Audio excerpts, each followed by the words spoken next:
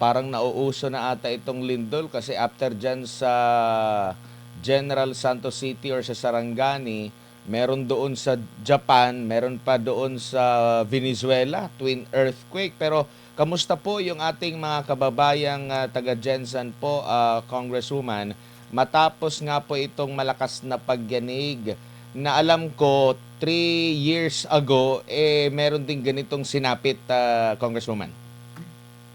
Yes, Sir Admar, actually, for several years, since 1970s, ito yung pinakamalakas na earthquake na tumama dito sa General Santos City at 7.8 magnitude, no?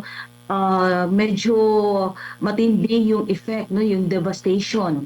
A lot of our structures were destroyed or damaged. A lot of our houses, and ang dami po in several areas nagkaroon din ng soil liquefaction.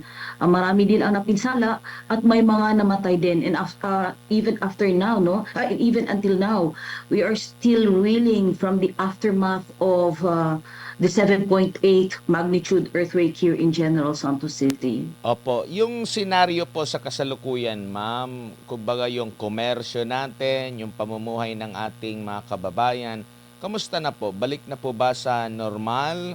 Or nandun pa rin yung mga agam-agam, pagtuloy-tuloy pa rin yung pagkukumpuni, walang masyadong tao sa pinakalungsod?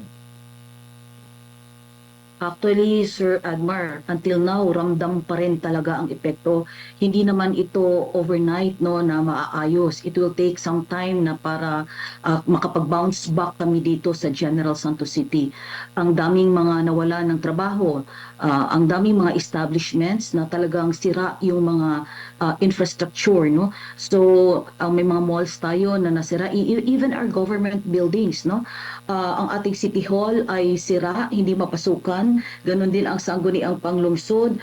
So far, meron tayong around 1,500 no, plus government structures kasama ang mga eskwelahan na talagang nasira yung mga gusali. So even sa pagpasok, no, ng mga estudyante natin, isa din ito sa mga challenges dahil marami ding mga classrooms ang hindi magamit at hindi mapasukan. So aside from that, of course, ang daming malls na sira din, no? So ang daming until now ang daming nawala ng trabaho, and even yung mga establishments na maliliit, no, na sira din. So nakasara rin. So yun din nagkakaroon din ng epekto sa lahat, tumaas ang unemployment dito sa General Santos City. Opo, ma'am, yung mga nasira po ba, ano siya, parang i-total na lang, i-demolish, magtatayo ng panibago, i-retrofit lang siya, aayusin lang, or lilipat ng mga lugar? Ano po ang sitwasyon? Depende po sa extent ng damage. Actually, nagpapasalamat kami, no, dahil yung mga structural engineers all over the country pumunta dito sa Jensan at nagtulong sa ating city government, particularly yung ating OBO at City Engineers Office. Nagtulong sila sa pag-assess ng mga buildings. So, naka-classify po ito yung mga nasira, na yung iba na medyo maayos, safe na, so naka-declare na natag na po as green. Yung iba naman, yung medyo sira pa rin, kailangan ng retrofitting and rehabilitation, ayun, ay nakatag siya as yellow. At saka yung mga talagang hindi magamit dahil nag-pose na siya ng risk sa safety ng lahat, yun ay nakatag ng red. Opo, Kong, si MJ po ito. Ma'am, kayo po ay incumbent representative ng Jensan sa 20th Congress. Do you think kailangan po ng augmentation sa pondo para po dyan sa inyo pong nasasakupan? Ngayon pong napakatindi ng ating pong kinahaharap na hamon sa lindol. Yes, MJ, talagang kailangan po ngayon ang General Santos City. Hindi lang General Santos City, kasali din yung Sarangani Province dahil ang dami talagang mga structures na nasira, lalo na yung mga government structures natin, no? So we need really the augmentation in terms of budget, no, para ma-rehabilitate itong mga na-damage ng earthquake dito. Better way para po mas mabilis ang aksyon ng pamahalaan. Nung mga nakaraan, ma'am, nagpapatawag po ng special hearings. Kahit po kayo ay nakasinidye, maaari naman po magpatawag ng mga pagdinig para po direkta na makuha on record, on public television, yung response po ng mga kinauukulang ahensya. May mga hakbang po ba, ma'am, ang mga komite sa House of Representatives para ito'y gawin? Yes, actually po, the last time nagpatawag naman po ng session yung Congress para ma-discuss ito mga assistance na kailanganin. So far naman dito, yung national government naman natin ay tumulong naman, no. May mga allocation sila directly, no, through the city government of General Santos City.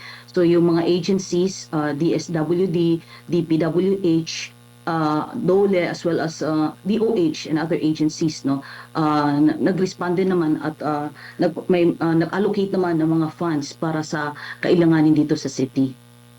Opo, ma'am, recently po dumalaw si VP Sara, kasagsagan po ngayon ng impeachment niya. Kayo po ay naniniwala doon sa mga bintang na masama.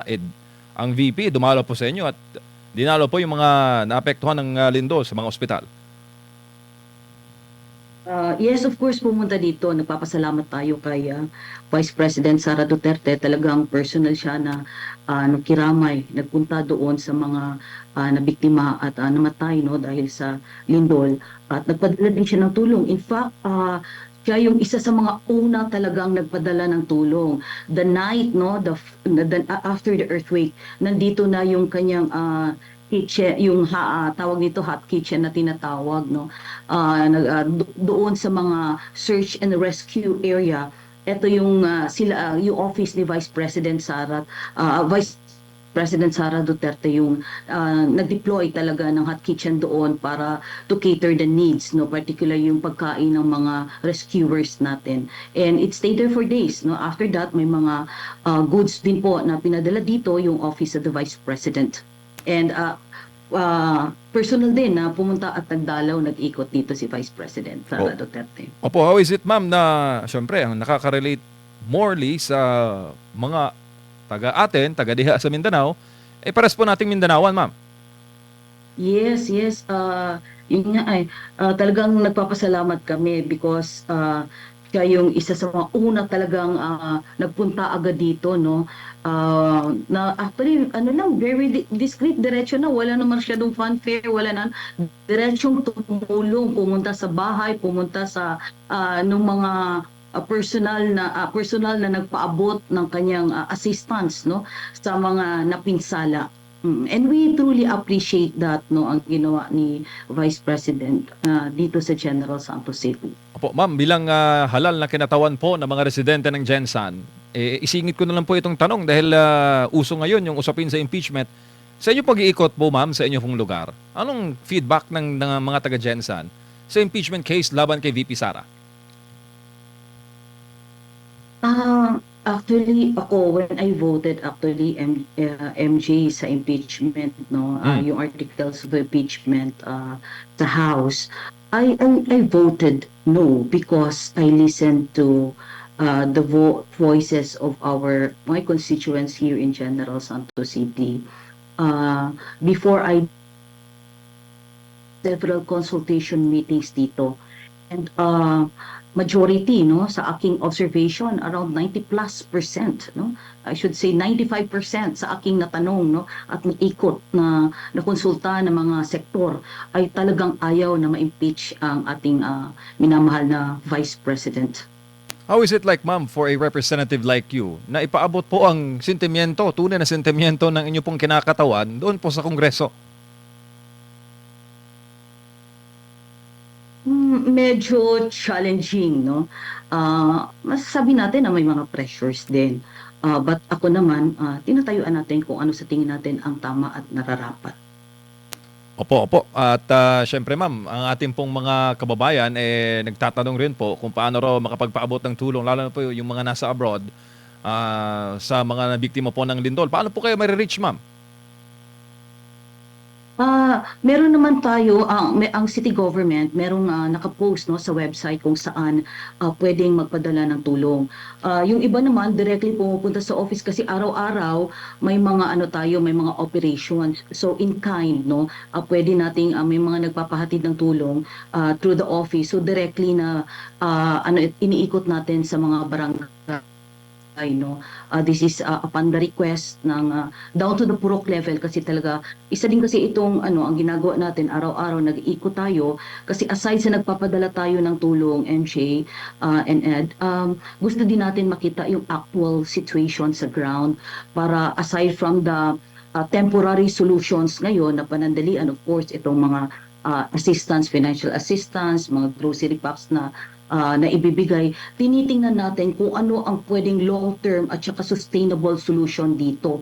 So, like in terms of policies, in terms of programs, no, and definitely itong lindol, no, hindi lang ito mangyayari once. In fact, until now, we still experience yung mga aftershocks. And so far, after the 7.8 magnitude na earthquake, 6.1 yung pinakamalakas namin naranasan, no? And even until now, may mga aftershocks. And bago lang, in fact, hindi masyado malayo pa nung nangyari yung last na malakas din na lindol sa General Santos City. So it could happen again. Kaya ang tinitingnan natin dito ang preparation in terms of our policies, in terms of our structures, and sa pag-ikot-ikot natin, nakikita natin ang talagang prone to danger is yung nasa tabing dagat, no, yung nasa danger zone. So kaya tinitingnan din natin na there is a need na ma-relocate ito. So we are passing also a bill in Congress for the reclassification of some public lands, no, yung 18% and below, yung slope niya na pwedeng ma-declare A&D para makapag-allocate ng area for relocation site para yung mga nasa danger zones dito sa city, no, na ito yung laging talagang helpless, no? Every time may kalamidad, so ito yung there is an urgent need na ma-relocate sila. So ito naman ma-address in terms of relocation, in terms of legislation. So and then of course yung kawalan ng trabaho, we need also interventions dito. So kaya ito opportunity na umiikot tayo. So may mga yung gustong magpadala ng tulong, pwede naman they can coordinate through the office or they can also coordinate through the office of the mayor, no? So, yung mga gustong magpadala ng tulong, they can coordinate through the mayor's office, merong hotline, and they can also coordinate through the office so that we can help facilitate the distribution, no? Lalo na yung mga in kind, no, sa mga constituents, ang basic naman na kailangan ngayon, tubig, pagkain, and of course, materials, no, for the rehabilitation ng mga structures na nasira dahil sa lindol.